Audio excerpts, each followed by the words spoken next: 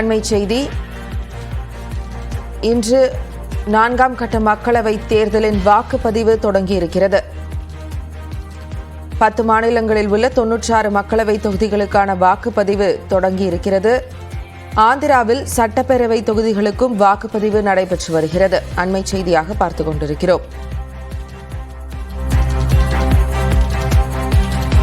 இந்தியாவின் மக்களவைத் தேர்தலின் 4வது கட்ட வாக்குப்பதிவு இப்பொழுது தொடங்கியிருக்கிறது. 96 தொகுதிகளில் 10 மாநிலங்களில் வாக்குப்பதிவு நடைபெறுகிறது.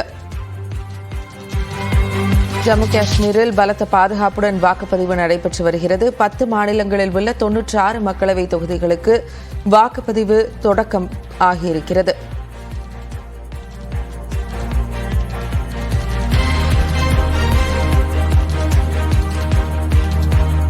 பீகாரில் 5, ஜார்க்கண்டில் 4, மத்திய பிரதேசத்தில் 8 தொகுதிகளிலும் வாக்குப்பதிவு நடைபெறுகிறது.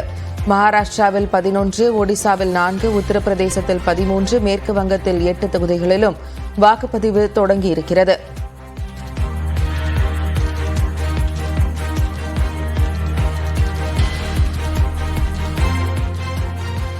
ஆந்திர மாநிலத்தில் சட்டப்பேரவைத் தேர்தலும் மக்களவைத் தேர்தலும் ஒருங்கிணைந்து நடைபெறக்கூடிய நிலையில் வாக்குப்பதிவு தொடங்கியுள்ளது. கூடுதல் விவரங்களுடன் ஆந்திர தலைநகர் அமராவதியிலிருந்து செய்தியாளர் ரகுவரன் நேரலையில் இணைந்துள்ளார். அவரிடம் பேசுவோம். ரகுவரன், ஆந்திராவில் 4ஆம் கட்ட தேர்தலாக இன்று நடக்கக்கூடிய தேர்தல் வாக்குப்பதிவு தொடங்கியிருக்கிறது. அங்கு இருக்கக்கூடிய கள சூழல் என்னவாக இருக்கிறது? ஜெனிஃபர், நீங்கள் தற்போது பார்க்கலாம், நம்ம ஆந்திர தலைநகரில் தான் இருக்கிறோம். அமராவதியில் எந்த அளவு மக்கள் கூட்டமாக நிற்பதை நீங்கள் பார்க்கலாம்.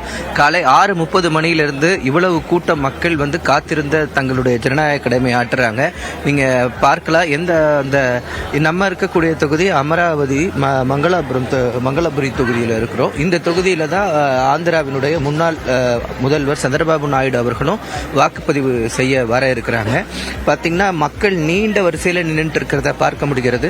குறிப்பாக பார்த்தீங்கன்னா ஆந்திரால சட்டப்பேரவை தேர்தலும் மக்களவை தேர்தலும் ஒன்றாக நடைபெறுகிறது. குறிப்பாக பார்த்தீங்கன்னா 25 மக்களவை தொகுதிகளுக்கும் 175 சட்டப்பேரவை தேர்தலுக்கும் தொடர்ந்து இந்த தேர்தலானது நடைபெறுகிறது.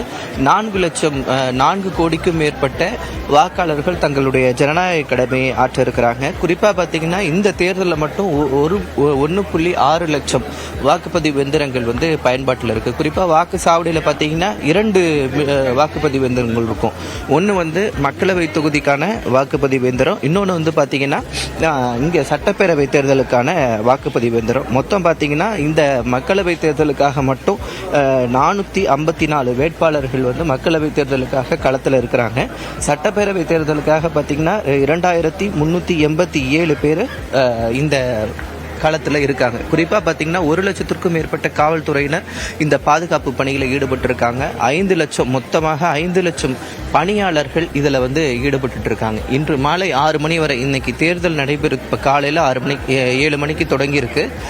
மாலை 6 மணிக்கு முடியும் போது வரைக்கும் இந்த ஊரடங்கு உத்தரவானது ஆந்திரா முழுவதும் இருக்கு. 144 போட்டிருக்காங்க தடை உத்தரவு. அதன்படி பார்த்தீங்கன்னா யாரும் சட்டவிரோதமாக கூடக்கூடாது.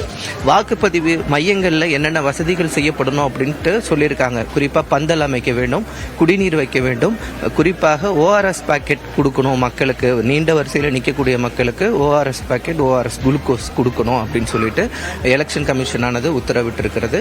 குறிப்பாக சில மலைவாழ் பகுதிகளில் மட்டும் மாலை 4 மணிக்குள்ள ஓட்டுப்பதிவை முடிப்பதற்கு 4 தொகுதிகளில் மட்டும் 4 மணிக்குள் இந்த ஓட்டுப்பதிவை முடிப்பதற்காகவும் சொல்லப்பட்டிருக்கிறது. நன்றி ரகுவரன்.